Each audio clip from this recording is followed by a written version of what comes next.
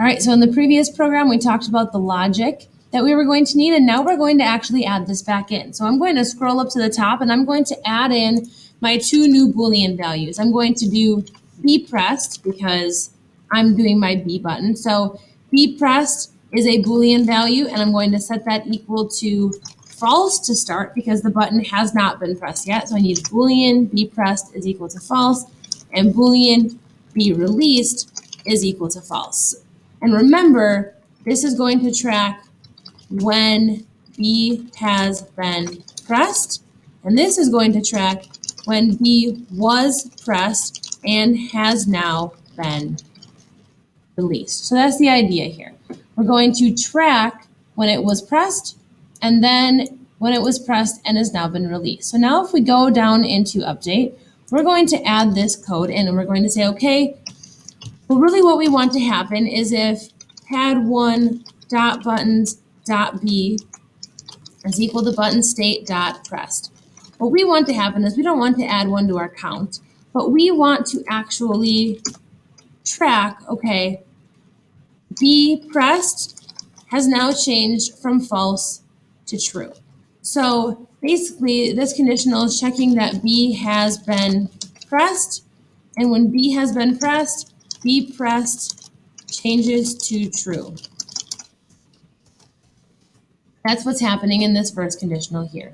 So this is tracking the button was pressed down. But remember, there is more to the process than just the button being pressed. A button pressed, when we're checking how many times it's been pressed and released, means we also have to check that it was pressed and has now been released. So now we're going to say, okay, if pad1.buttons.b is equal to button state.released, we are going to change be released to true if B pressed is also equal to true. So what this code is saying right here, and I'm going to add my comment right below it so you can see it.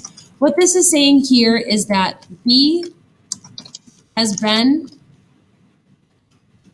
released after previously being pressed. So essentially it's been pressed, and this is tracking whether or not B has been released. And if so, we're going to say, okay, B released is now equal to true. So right here it's saying B was pressed, now is released. And we're tracking this.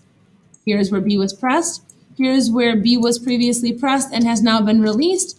Now what we're going to say is if B released is equal to true and B pressed is equal to true. Essentially what this is saying, if B was pressed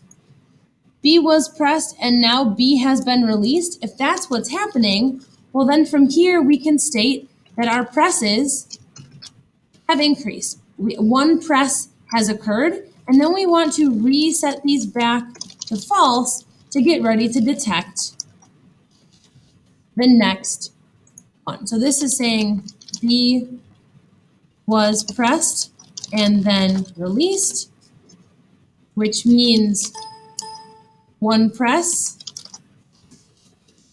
has occurred, and then we're resetting these to get ready for our next press. And we can have that same comment for both because now we're going to reset them so they can detect the next press. So now if I press start, what you will notice is when I press B down, you can hear it clicking. It doesn't matter if I hold it, I can hold it as long as I want.